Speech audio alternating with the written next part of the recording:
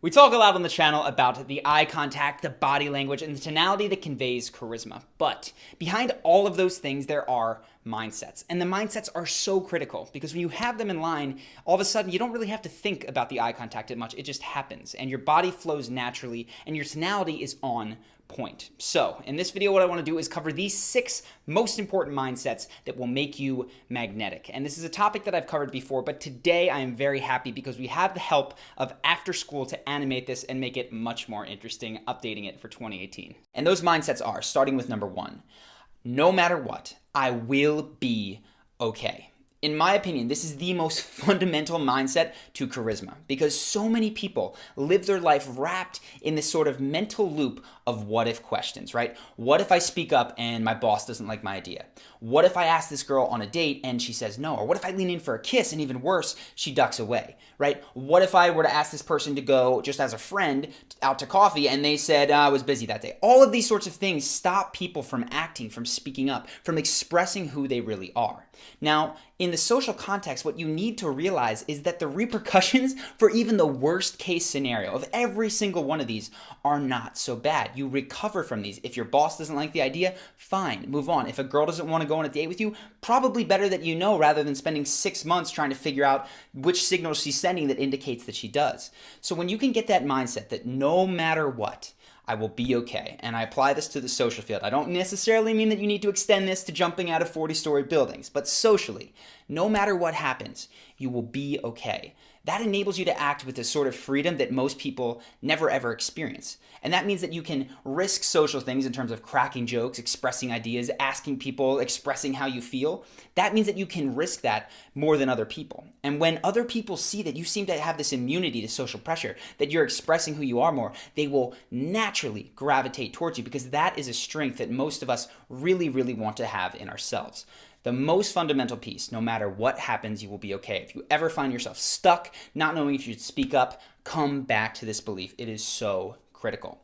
The second belief, I care more about my character than about my reputation. If you take that idea that your character is more important than how people perceive you, what you realize is the way that you are matters more than the way that people think that you are.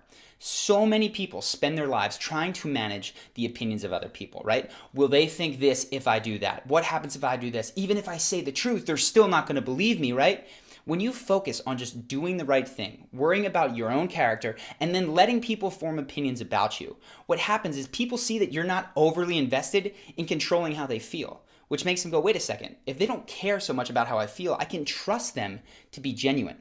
So it's kind of paradoxical, but if you focus on your character and if you stop investing so much effort into controlling people's opinions of you, what tends to happen is that not only do you feel that freedom to act and be who you are, but people will have better opinions of you.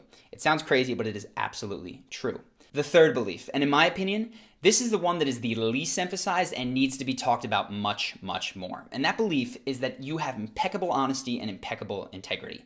Every single time that you tell a lie, even if it's a little lie, like I'm on my way when really you're still getting dressed and showering. Or if it's a big lie on the other side, the type of lie that could potentially ruin a relationship. No matter what it is, even if you don't get caught, even if there's no negative consequences to the relationship, the problem is that you build a reputation with yourself when you lie. And that reputation is that sometimes you say words that aren't true. Sometimes you are not to be believed. And even if no one else finds out, you know this. Now, this absolutely devastates your ability to speak with conviction. And this is critical to charisma, the ability to look someone in the eye and speak in a way that says to them, I believe 100% the words that are coming out of my mouth. The things that I say, I am fully standing behind. When you lie sometimes, you hurt your ability to speak with conviction all the time. Because in the back of your head, no matter what you're saying, you know that sometimes you lie. And that comes through in little gestures. It can come through in a flinch, in eye contact,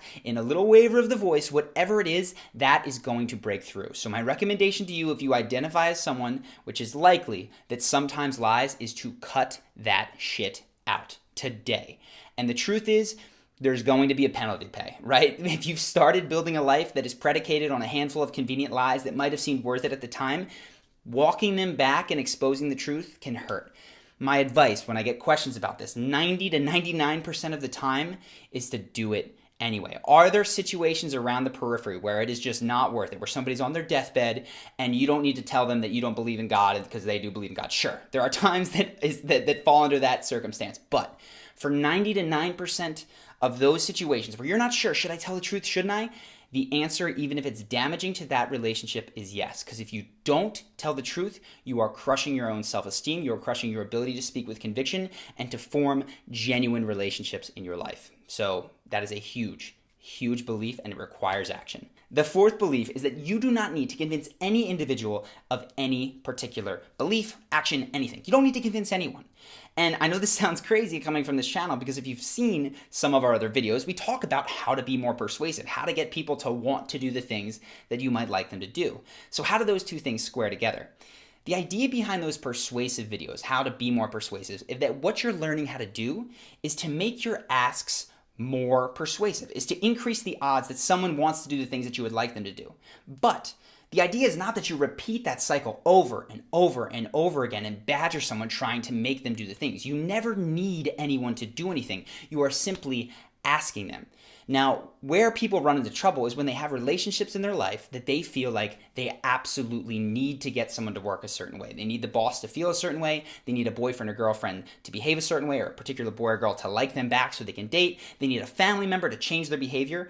Then you enter into neediness. Then you are entering into trying to convince, when you've gone back and forth over the same issue many, many, many times. What happens then is that your charisma is, one, destroyed because you need something from that person. The charismatic person simply asks and then decides, okay, if the answer is yes, great. If the answer is no, can I deal with this person and this relationship in this way? Is that acceptable to me? Or do I need to filter this person and this relationship out? This can be very, very hard. I recognize this when you're talking about old friends, family members. This can be tough. But if someone is not treating you the way that you'd like to be treated, the answer is not to engage in this repetitive battle to try to force them to be something that they don't want to be. The answer is either to accept that that relationship is going to remain the way it is, or to filter them out of your life. And I realize that can be hard, but once you start filtering those periphery relationships, maybe those old friends that don't treat you the way you'd like to be, those old friends that don't push you in the way that you'd like to be pushed, or that look at new hobbies and new endeavors with a discouraging eye, when you start to filter those out, you start to make room for the type of people that are going to lift you up. So really, not convincing people and entering into that filtering mindset is so, so important.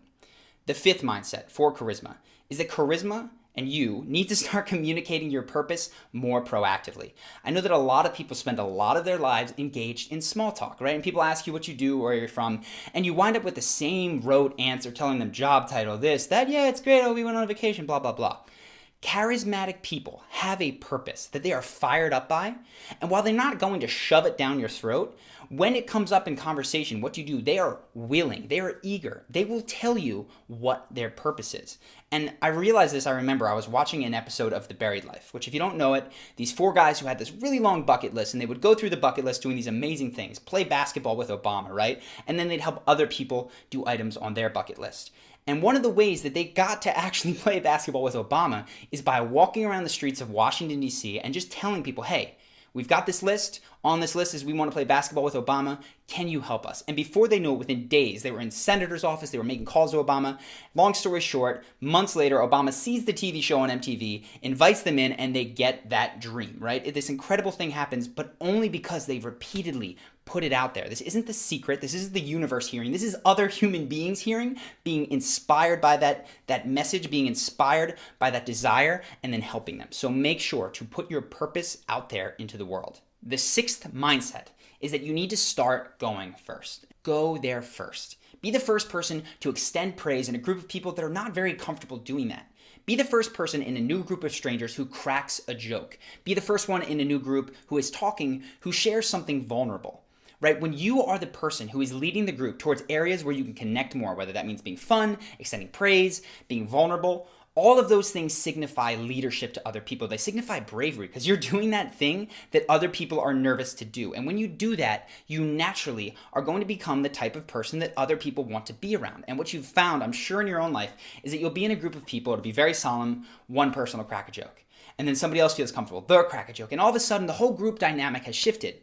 The same thing happens with vulnerability. Somebody opens up and shares a story about their life, and the next thing you know, you're going back and you're connecting on a level that was previously not available. People remember who the first person to do that was, and it makes them so much more endearing because they are the one taking the social risk. Be the person who takes the risk, who goes there first. And of course, remember that no matter what happens here, it will be okay. That is the fundamental belief. So hopefully these 6 to 12, depending on how you count them, beliefs can be very, very helpful in your own life. As you start to incorporate them, you will find that they make a tremendous difference. This doesn't mean to throw everything else to the side. This means that you can still focus on your eye contact, your body language, all of that stuff, but you want to be building the mindsets concurrently with those sort of surface level things. And if you focus on one of each at a time, that I find is the best way to do it. So I hope that you guys enjoyed this video, and especially if you enjoyed the animated style, go check out the channel After School. They helped us with this video, and they have their own channel where they cover everything from the evolution of human consciousness to new scientific discoveries to the secrets of lost civilizations. So if you found this fascinating and you want to learn more about what they do and all the cool things that they've covered, I've actually found videos on there separate from this collaboration that I really enjoyed. Go ahead, click the link, check out their channel. They've got a new video on the life learnings from Will Smith that if you're into our channel, if you watched our Will Smith videos, you might very well like yourself. So I hope that you guys enjoyed this video, and I look forward to seeing you in the next one.